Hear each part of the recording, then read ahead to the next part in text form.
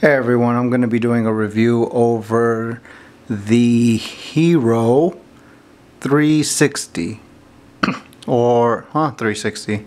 I saw it on the forums also as the Hero 001. I ordered mine online. I can't remember who the person was. I think it was about $10 shipped US dollars, and it finally came in today. Took about a couple of weeks through China Post. So this is the pin here. Got some chrome on the cap there. It's got a good weight to it. You feel a lot of weight right here in this section. But when you unpost it, and this is actually a really tight fit. I mean, it's on there. So just put that out to the side, and let's see if we can get this on focus. Okay, oh, all right, and there's the nib. So what you have are I believe it's two nibs sandwiched together. You got 4 points, unlike the Hero that is 6. There we go, trying to get that for you. See there, and you can see the feed.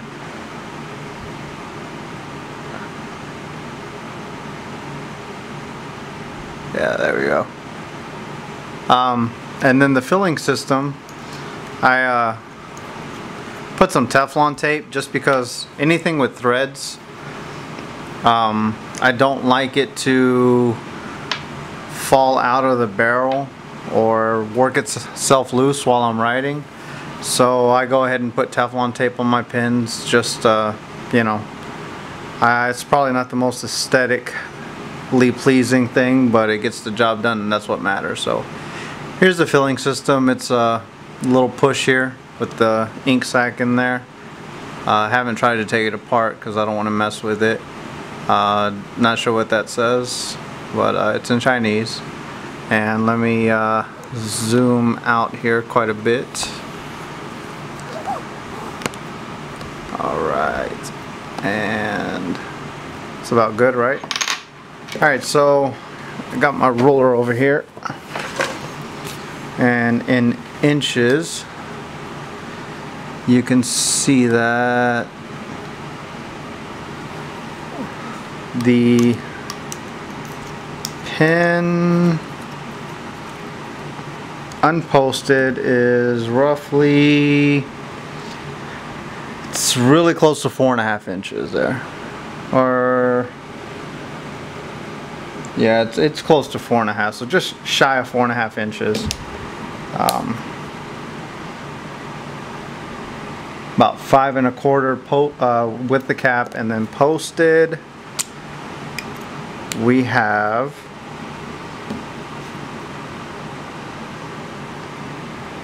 about 6 1/8 inches long posted. This is about what we come across. Now, comparing this to my Sonnet, here's the Parker Sonnet posted, so match the nib up there, and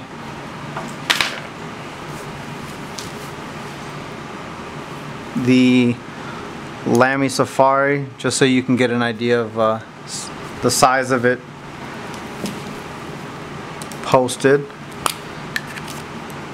There's the Safari posted. As you can see, it's a lot bigger overall, and please ignore the scuffs there. My knife got a hold of it, so it's a workhorse. It's what it's for.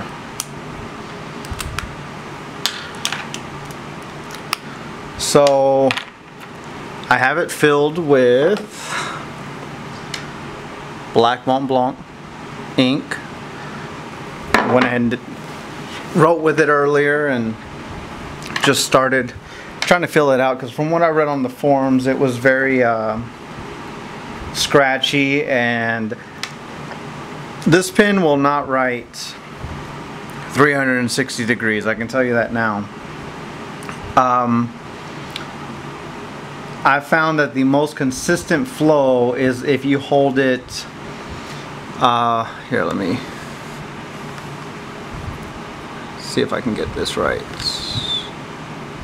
Okay, so if you're gonna hold it to the paper, you want the feed facing down, or you want these sandwich tines facing the paper, if that makes sense. So if you're looking at this 360 degrees, you'd ignore your 45s. So every 90 degrees is where you would want to write with this, and that's where you would get the most line, or I guess ink, and less chance of skip.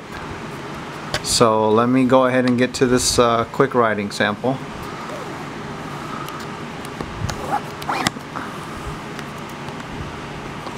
Alright, so get this even with the paper.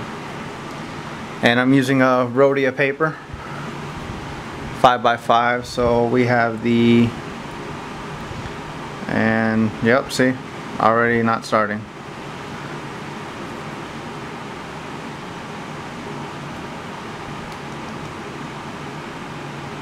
Oh, there we go. Okay, so got it almost vertical just to get the ink started.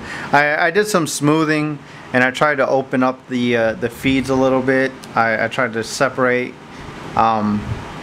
each little slit to try to maximize ink flow, just to hope that it helps. So here we have the Hero 360 filled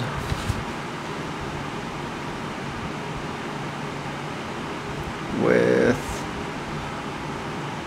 Mont Blanc black, and you won't see any line variation here.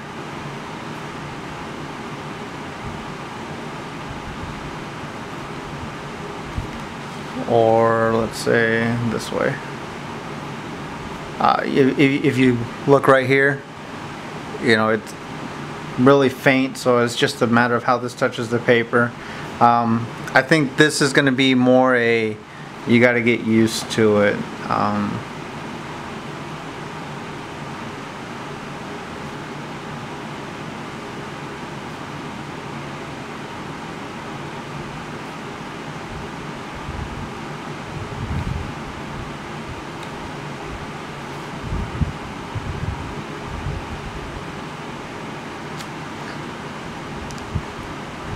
So, not bad for the price. I wish I would have known sooner that I Sell Pens, I think it was, has this for $2.99, and I could have got it shipped a lot faster. So, I do plan on buying another, probably as a gift for someone. My girlfriend said that she found it interesting, so I might get her the light blue. But comparing, it's a fine nib, so let me compare that to my Cross Century Classic here that I got. See that?